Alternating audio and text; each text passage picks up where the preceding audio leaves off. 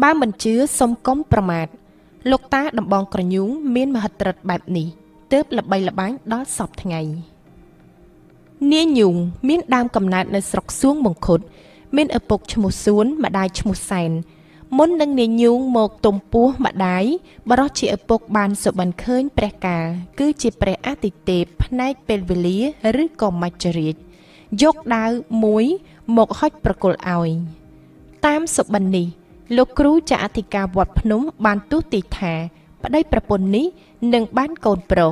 ហើយកូនប្រុសនេះនឹងបានឡើងសោយរាជ្យតែមិនមានអាយុវែងទេនៅពេលដែលនាងសែនមានផ្ទៃពោះតែងតែចង់បរិភោគប្រមាថដីរុក្ខជាតិម្យ៉ាងតូចទាបដូចស្មៅពណ៌បៃតងគ្មានផ្កាទេហើយដែលគេតែងតែយកមកដាំសម្រាប់ដាំលម្អតាមសួនច្បារ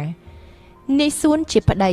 តែងតែទៅបេះកាត់យកមកចំអិនធ្វើជាអាហារឲ្យប្រពន្ធបរិភោគតាមចំណង់ជាប្រក្រតីគ្រប់ថ្ងៃខែពេលវេលាកាលណាគឺនៅថ្ងៃ6កើតខែពិសាខឆ្នាំថោះពុទ្ធសករាជ1154គ្រិស្តសករាជ612នាងសែនសម្រាប់បានកូនប្រុសម្នាក់ដោយហោរាទស្សន៍ទាញមែនទារកនោះមានសម្បល់ពណ៌ខ្មៅស្រអែមស្វាយដែលជាហេតុនាំឲ្យម្ដាយឪពុកដាក់ឈ្មោះហៅថាញូងលុះចូលដល់វ័យល្មមនិងសិក្សាបានកុមារញូងត្រូវបានឪពុកម្ដាយយកទៅឲ្យរៀនសូត្រជាមួយនឹងព្រះគ្រូចាស់អធិការវត្តភ្នំស្លេះសេចក្តីប៉ុណ្ណឹងចុះនិងនិយាយអំពីព្រះបាទចក្រពត្តិបន្តិចសិន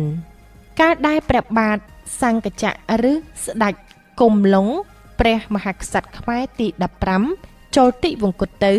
ព្រះរាជបុត្ររបស់ព្រះអង្គព្រះនាមចក្រពត្តិបានឡើងសោយរាជ្យគ្រប់គ្រងប្រទេសកម្ពុជាបន្តពីព្រះបិតា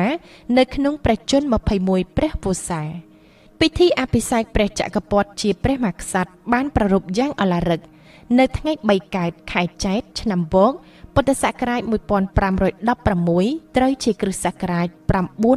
972ព្រះអង្គជាស្ដេចខ្មែរទី16ហើយមានព្រះរាជបរមនាមថា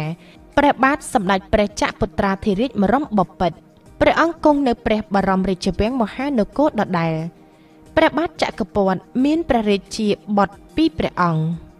បុត្រច្បងព្រះនាមបទុមកុមារប្រសូតនៅឆ្នាំវកនិងព្រះរាជបុត្របន្ទាប់ព្រះនាមសិរីកុមារប្រសូតនៅឆ្នាំរកាជាមួយគ្នានេះអ្នកមនាងកែវ